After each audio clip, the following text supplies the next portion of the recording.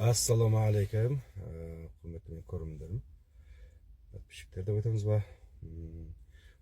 Мен өткен жол бір уәде берген едім. Осы ырым, наным, тыйым бойынша біраз білгенді мәлімет айтамын деп. Сол бойынша кеше мен бір историяға не салдым бір, жаңағы айналайын деген мәселе бойынша, я? Көрген болсаңыздар, соған мен өз немді айтайын. Жаңағы Мадияр өнер қандарындағы Мадияр деген жігіт жаңағы оның қақтан шыққанын айтты. Яғни айналайын деген сөз Қағбаны айналайын, өзінің Қағбасына жақсы көрген адам Қағбаға тең ет деп айтып жатыр. Ал енді одан кейін оған жаңағы мына жігіт комментарий беріп, ол ондай емес, ол былай деп айтып отыр. Мен енді үшінші өзімнің версиямды айтайын. Дінтанушы Мұртаза Бұлтай деген дінтанушы бар, теолог. Соның түркілер қалай мұсылман болды деген кітабында былай деп айтады оны. Көне түркі дәуірінде дейді, яғни исламға дейінгі уақытта түркілердің түсінігі бойынша бәлекет шаңырақтан түсетін болған дейді, шаңырақтан түседі дейді. Сонда баласы ауырып жатса, қатты ауырған кезде хал үстінде жатса, мысалы, сонда әкесі сонда бір серт бар екен, жаңағы белдігін мойнына іліп үйді айналатын болған екен. Я бәлекет, баламды алғанша мен ал деп, сонда бір серті бар екен, соны айналатын. Баламды алғанша мен ал деп айтатын.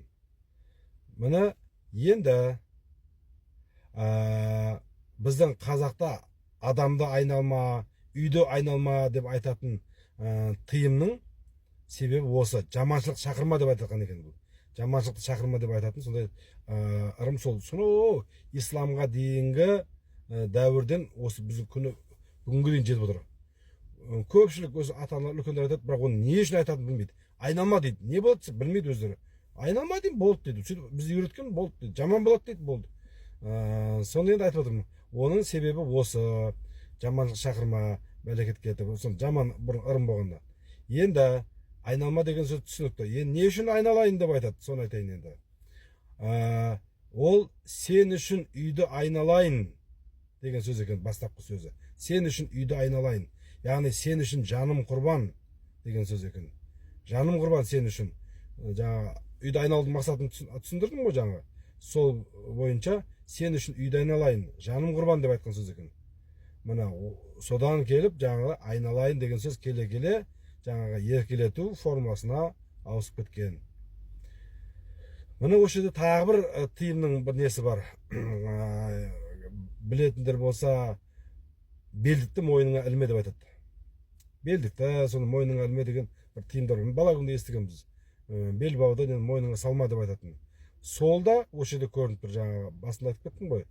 Жаңағы белбауын мойнына іліп үйді айналатын болған. Серт сондай. Естеріңізде болса, Қыз жібектің киносында шеге неге екенін білмеймін, осы несінде неке қиып отқан кезде белбауын мойнына іледі дағыны сөйте күй тартатын кез бар. Анау садақта кімнің жебесін таңдаймыз, соны ақтқан кезде деп айтады. Міне сол жерде бір не септің сонда салғанын түсінсіз, бірақ сонда несі бар. Енді тағы біраз тиымдарды айта кетейін. Осы бойынша қандай тиымдарды қазір осыдан кейін естеріңе түссе, жаңа айта жатарсыздар. Менің айтпағым, мынау көп жерде қайтыс болған, көңіл айтып барасың, қаза болған жерге. Содан шыққаннан кейін ешқайда соқпа, тіке үйіңе кел деген қазақта бір тиым бар. Яғни, бірақ біреудің үйіне кіріп қалсаң, ол сенің қаза болған жерден шыққанын білсе, өкпелейді ол. Неге біздің үйге соқтың деп ренжиді. Бұны да біліп жүргендерің дұрыс. Ол кімге айтылған? Бізде қазақта бір кететін нәрсе бар. Біраз сен ішінде болса, соны дамытып алатын нәрселер бар да бізде. Ол мәйітті жуған адамдарға ғана айтылған. Мәйітті жуған адам ешқайда соқпай үйіне барып ғұсыл алсын, жуынып киімдерін ауыстырсын, сосын баратын жеріне барсын деп айтқан екен. Негізі пайғамбар саллаллаху алейхи вассалам сөйтіп айтқан екен. Ондағы мақсат гигиена, бұл тазалықпен айтып отыр. Жуынып, жаңағыда енді өздерің білесіздер, бактерия болады, неден өлік